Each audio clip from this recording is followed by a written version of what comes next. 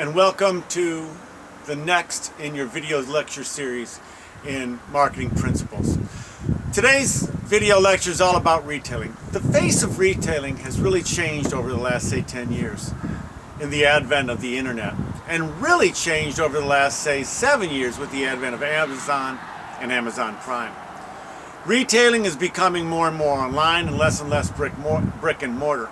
And even for brick and mortar stores, they're still doing brick and mortar and click and mortar, so to speak. And retailing really is based on a couple of things. One is value, who provides the best value, as well as convenience. And if you look at the two main players in retail right now, it's Walmart, who provides good value because of their EDLP, or everyday low pricing, and also Amazon, whose operational excellence makes it very convenient. With Amazon Prime, you click, it shows up at your door in 2 days. So today we're going to talk about how retail has changed, the strategies in retail. We've talked in the past about the 4 P's of the marketing mix: product, price, place, and promotion. Well, with retailing, we add really 2 more P's, and that's presentation and personnel. So we're going to talk about a couple new concepts there, and we're going to talk about the difference between retailing and wholesaling. So until then, let's get started with retailing. So as I explained in the introduction, this chapter is all about retailing and the changes and the definition of retailing. So all activities directly related to the sale of goods to the ultimate end user. A lot of people get retailing and wholesaling mixed up. For instance, because of BJ's Wholesale Club, or because of Costco, which is supposedly a wholesale club. So they get wholesalers and retailers mixed up. Make no mistake about it. Wholesalers are those that sell B2B, business to business. Wholesalers sell to retailers. They don't sell to consumers. If they sell to consumers, they become retailers. So BJ's Wholesale Club, even though it's called a wholesale club, really is a retailer. Now, there are both wholesalers and retailers, and distributors and retailers also. For instance, take a look at Staples. Staples is what I call a hybrid. Staples is a wholesaler. They sell to businesses like St. John Fisher and other colleges and universities and businesses and everything else. They also sell to the consumer from their stores. So they're both retailers and wholesalers. So really, again, the difference between a wholesaler and a retailer, and we talked about wholesalers in the last chapter, but the difference between a wholesaler and a retailer is a retailer sells to the end user. The wholesaler sells B to B.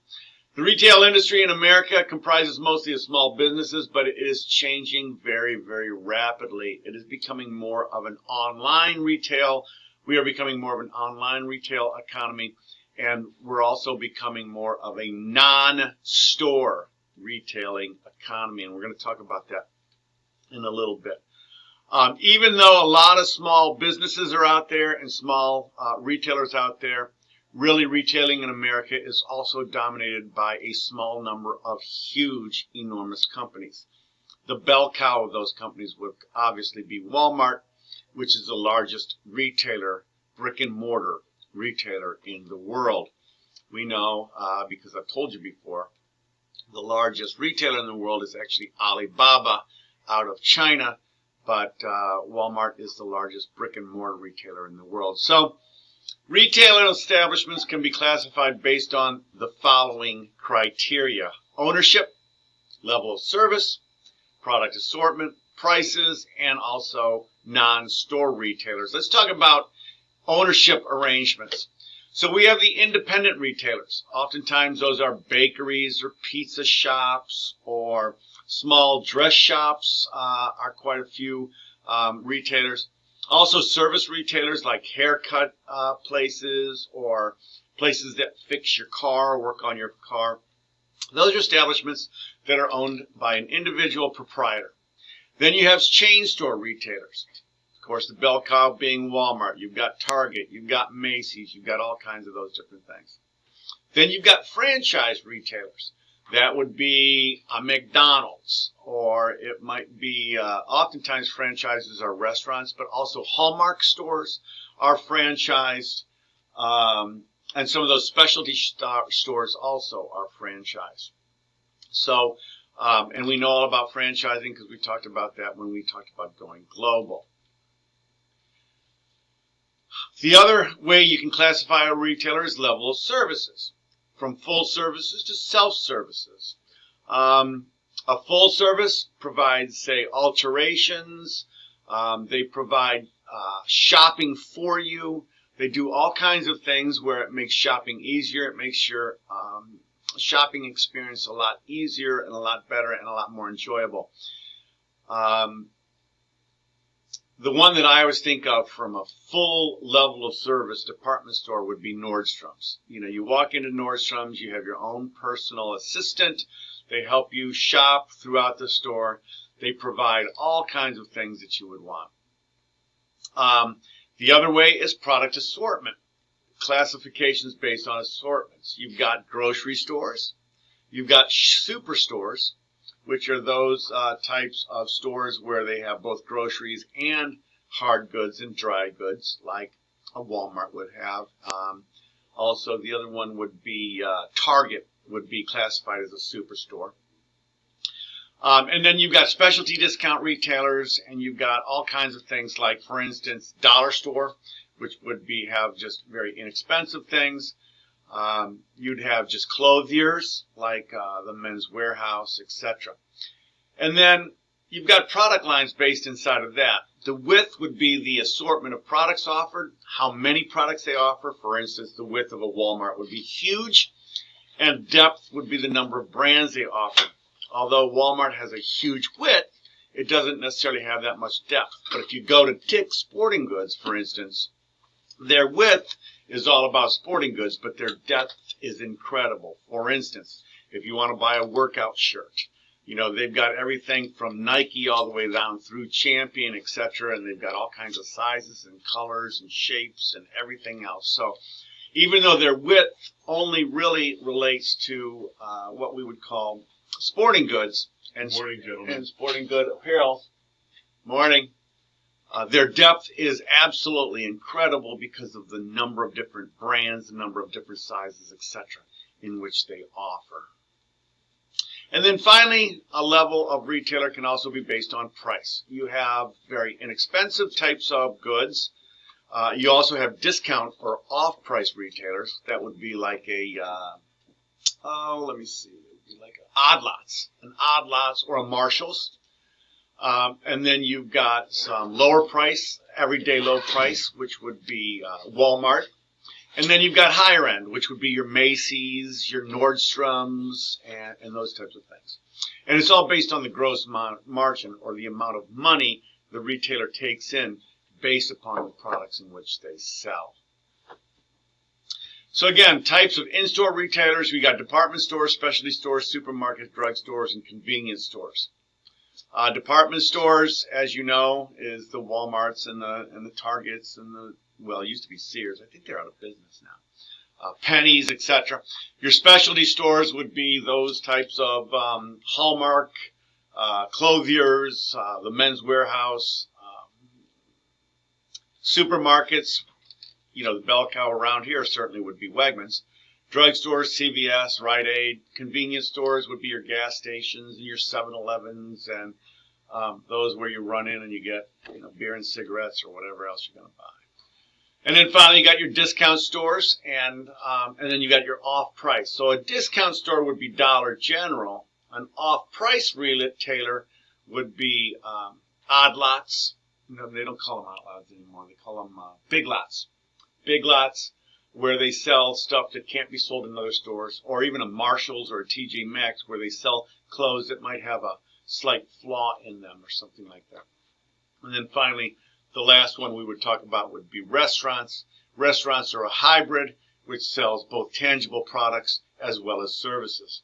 Depending on the restaurant, you're either going to go in there for the tangible product, like a McDonald's or one of those other fast food pieces of garbage, Or you would go into a restaurant like a Ruth Chris or something like that, and you're going there for really the services. So depending on which type of meal you're looking for, the restaurant would be either a tangible product or a valuable service.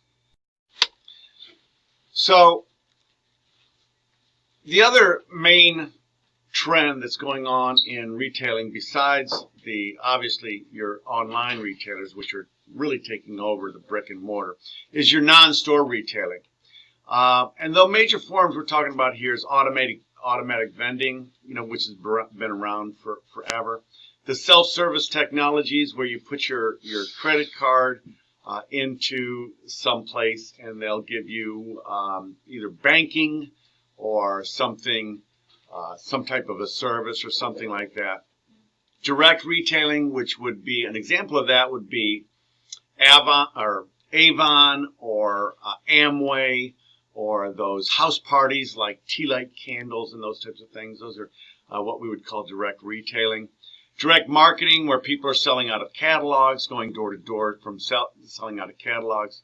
Obviously, we know all about telemarketing, and to this day, I can't believe that telemarketing actually works, because every time I get a telemarketing call, I don't get through the pause at the beginning. And then finally, direct mail. What's interesting is I talked to somebody at the post office most recently, and they said that catalogs are coming back because the catalogs are becoming more interactive, where they have QR codes, where you can scan the QR code in the catalog, take you right to their website, and show a demonstration of the product, etc. So catalogs, which I thought were going to go away entirely, the new surge is for them to come back, and that's part of the direct not rise in non-store retailing, and that's direct mail. Micro-targeting would be detailed analytics, and most of that is done through the internet, where when you buy something, they will then sell your name or your email address to somebody else, called micro-targeting. You've got your QVC. I don't even know what QVC stands for, but it's your Shop at Home Television Network, QVC. I think QVC would be the bell cow there.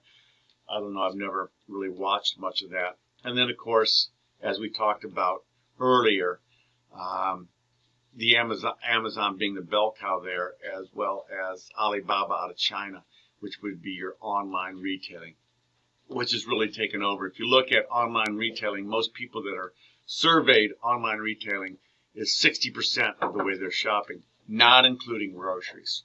Most people are still buying their groceries from a grocery store, but as far as hard goods, dry goods, and those types of things, online retailing, I think, has become almost over 50%. And it's even higher in the Zs and the millennials.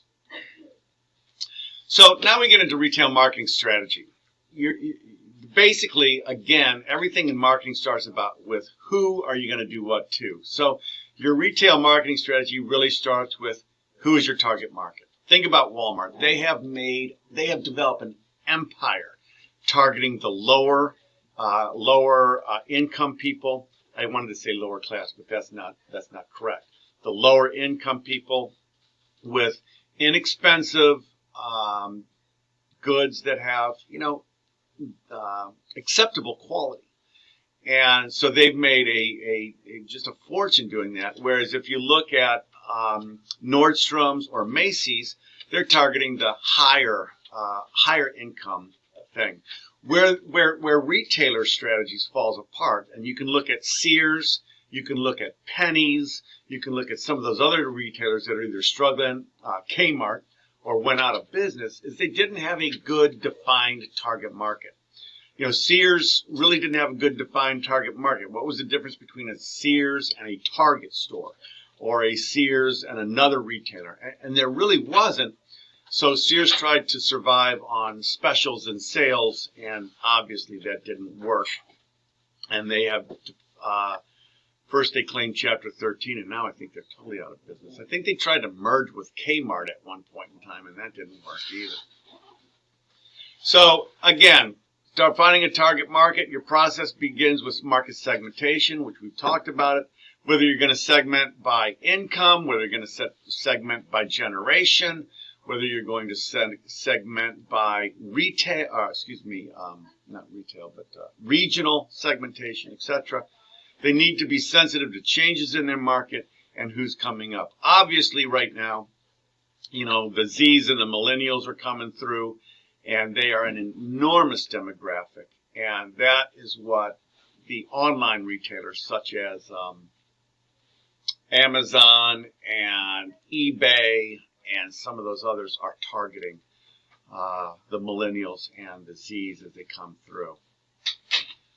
So then the other thing you've got to do with your marketing strategy is choose your retail mix. Are you going to be a department store? Are you going to be a specialty shop? Are you going to specialize in, say, what would you call, sporting goods, or specialize in something that is a particular market, like men's closures, women's closures, or something like that? So you got to kind of look at your retailing mix. And it doesn't necessarily also mean your product. We've talked about before in marketing the 4 P's of marketing, which is price, product, promotion, and place.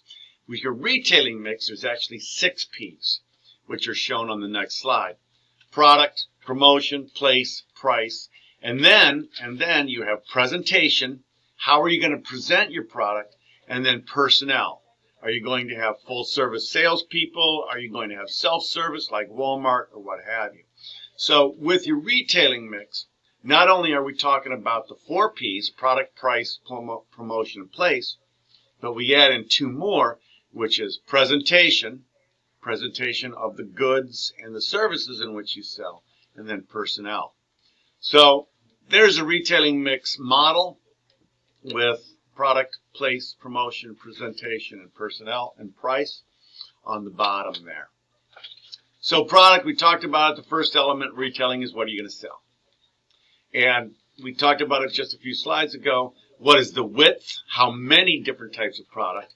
And what is the depth?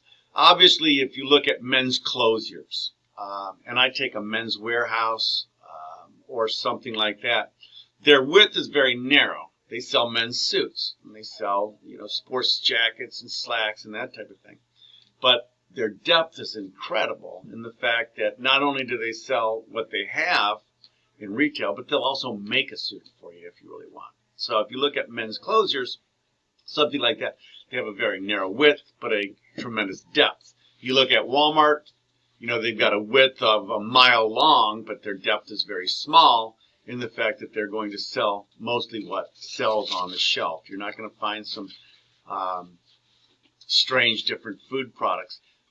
Whereas with Wegmans, they have both a strong width and a depth, but of course you're going to pay more at Wegmans. Promotion, how are you going to promote it? Oftentimes retailers in the past used to promote simply by location.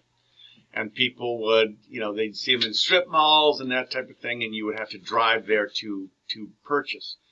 The e-tailers and people like Amazon has changed that, and really location isn't as important because most of your brick and mortars you can also buy online. So promotion has become more than just location. Promotion has become advertising, like your traditional advertising. It's also become more important when it comes to word of mouth, when it comes to digital marketing, digital advertising, etc. And then, of course, place. How are you going to get your products to them? If you look at Amazon, if you're an Amazon Prime member, you click a button, it's going to arrive at your door in 2 days. Also, like with Walmart, you can buy at home and come in and pick it up at the store, which I have done in the past. If they don't have it in the store, you can order it and they'll have it shipped to the store and you can come and pick it up. Or you could go and you could do it traditionally, whereas you go to the store and buy it in the store. So there's all kinds of different ways of getting your product to the consumer. And with the advent of the internet, you can really choose whatever way you want. If you look at stores like Kroger, Kroger is the largest grocery store in the Midwest. As a matter of fact, it's the largest grocery store in the world. If you look at Kroger, They will have their own shoppers for you, so you can just order online and they will bring it to your office. Or you can order online and you can go through a drive-through, much like a bank, and they hand your groceries to you. You can order online and go in and pick it up, or you can go to Kroger's and just simply purchase it like most people do. They are really, when it comes to distribution, they are really state of the art. I really like the fact that you can order online and they will bring the groceries right to your office. And you can tell them when. So if you're leaving your office at 5 o'clock and you say, bring my groceries at 1:45, if you order meats or something like that, it can still be cold by the time you get it home. So it's really quite state of the art when it comes to from distribution. And then finally, price. We talked about that with online discounters, regional discounters, off-price brands, everyday low pricing, EDLP, like Walmart is EDLP. And then you got middle of the road pricing, like a Target, like a Penny's or something like that. Pricing really is the key to the Elements retail strategy because it really goes to positioning. If you look at Nordstrom, they're positioned very high end. You look at Walmart, they're positioned very low end. And it's positioned based on that particular price. Then you look at presentation. How are you going to present your goods? Whenever I think about a presentation, I look at a jewelry store. Go to a jewelry store sometime. They've got all these LED lights, these very, very, very high intensity lights so that the diamonds sparkle, so that the gems and the stones sparkle. If you go to a men's and women's clothiers, they've got those really high intensity lights so that you can see the fabric and the cut of the fabric and the cut of the cloth. Whereas you go to a Walmart, the place is dirty and dingy. But that's the way they do it. So anyways, it's very influential in the way you present your goods. Nordstrom. Go into a Nordstrom someday and then go into a Walmart. It's like you're not even on the same planet. It's amazing. And then finally, personnel. Are you a full service retail store like a Nordstrom? Like a Men's Warehouse, like one of the closures, like a diamond broker, like a diamond store? Or are you a self-service, or are you middle of the road? A middle of the road would be a Sears. Well, they're not in retail. A Penny's would be a middle of the road. Target is kind of a middle of the road because you can usually find salespeople on the floor. But really, if you look at self-services, that would be Walmart and some of the other lower ends. Meijer, there's a Meijer. Those are big in the Midwest also. They're starting to come into Cleveland, into the Northeast. But Meijer is huge in what I call the 70s corridor, which is Columbus, Indianapolis, all the way to Denver. Meijer is huge. They're a lot like the Walmart of the Midwest. And then, of course, you've got your high ends. So now we're talking about retail in the service industry. We're talking about haircuts. We're talking about places that fix your car. I talked earlier about a restaurant, which is a hybrid. Some are really there to sell product, like McDonald's, and then some are there really for the ambiance and the service and what you get, like a Ruth Chris Steakhouse or a Black and Blue around here or something like that. Two Vine. I don't even think Two Vine's still in business. Derek, is Two Vine still in business? No, yeah, Two Vine's not in business anymore. But anyways, those types of restaurants are more the service versus the product. Anyways, your services distribution focuses on minimizing wait times, improving delivery, and really people movement, processing people so that people have a better experience and people understand that they're going there for the experience, etc. So, addressing retail product and service failures, especially on the service level, all retailers inevitably are going to disappoint a subset of their customers. The best retailers make it better. And those are the type of retailers that continue to stay in business. The ones that don't are the ones that don't stay in business. One of the problems with Sears has always been Sears will have a sale. And if someone misses the sale, they wouldn't give them on the sale price. And a lot of people were disappointed on that. And then so what Sears used to do is they'd say, I've got a sale coming on the weekend. Well, They would mark it up on Wednesday and Thursday, and then when the weekend came, they would mark it down, and there really wasn't a sale. It was the same prices that they were getting. So sharper market and analytics. A lot of people are doing this secret shopper. They're looking at the way people shopping.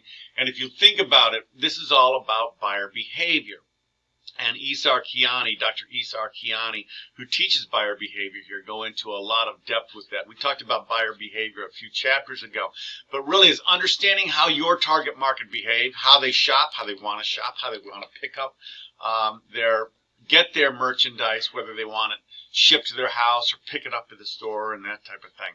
So it helps fine-tune and develop the offerings. It helps really provide better service and better understanding of the retail estate. So the future developments in retail management is showrooming. Click and collect enables customers to buy something online, then pick up the merchandise. We talked about that. And then also we're talking about robotics and other things that are taking place of salespeople and actually delivery people.